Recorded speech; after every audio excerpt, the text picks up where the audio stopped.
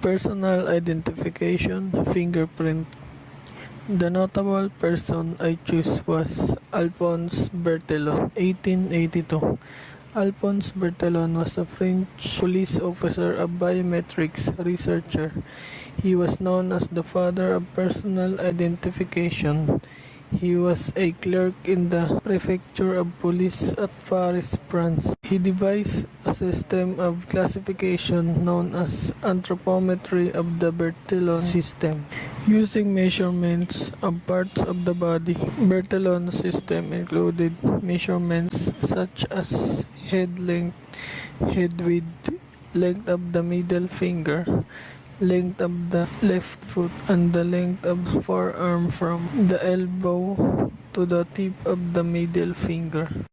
In 1888, Berthelon was made chief of the newly created Department of Judicial Identity, where he used anthropometry as the primary means of identification.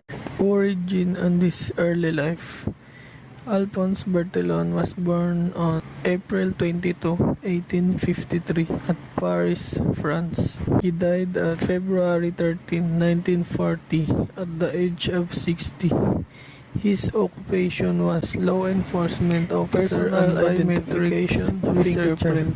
He was a son of notable statistician was Louis Berthelon, father, 1882. Statistician and demographer, police officer of biometrics youngest brother. He was known as the father of personal identification. He was a clerk in the prefecture of police at body measurement. He devised the identification of criminals, known as which was anthropometry of the Berthelon system. Using measurements of parts of the body, Berthelon system included measurements many techniques useful to criminologists. Berthelon was the first in Europe to use fingerprints left to solve a crime. The forearm from the elbow was especially of the middle finger, and he did much in 1888. Berthelon was made chief of the newly created Department of Judicial Identity, where he used anthropometry as the primary means of identification. Origin and his early life were played an important role in inspiring greater confidence in police authorities at Paris, establishing a more favorable in 1940s toward the end of the 19th century. His occupation was law enforcement officer successful in distinguishing first-time offenders from statistician, and it was adopted by all advanced countries. The impact of his contribution and demographer Julius Berthelon, youngest Alphonse Berthelon was his the contribution to fingerprint personal identifying criminals. Around the turn of the century, body fingerprinting began the identification of criminal system, and which was widely used to presented the world.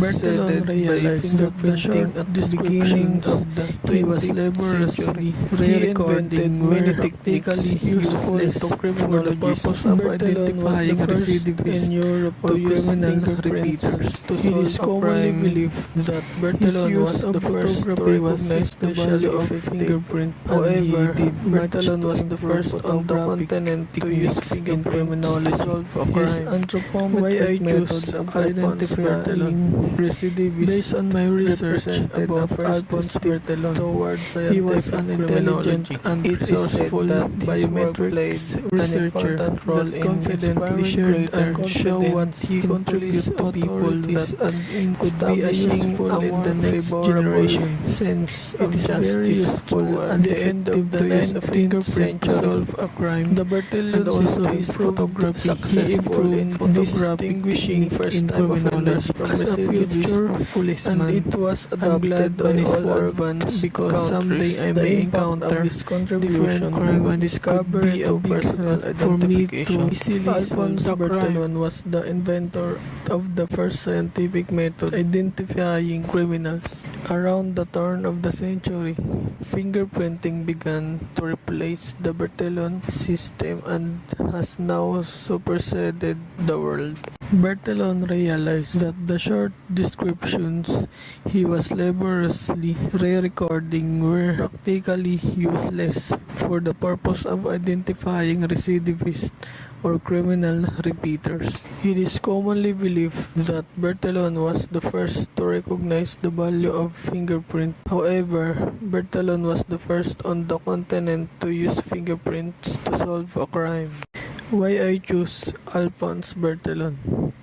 Based on my research about Alphonse Bertillon, he was an intelligent and resourceful biometrics researcher that confidently shared and showed what he contributed to people that could be useful in the next generation. It is very useful and effective to use a fingerprint to solve a crime, and also his photography. He improved photographic technique in criminology. As a future policeman, I'm glad on his work because someday I may encounter different crime and it could be a big help for me to easily solve the crime.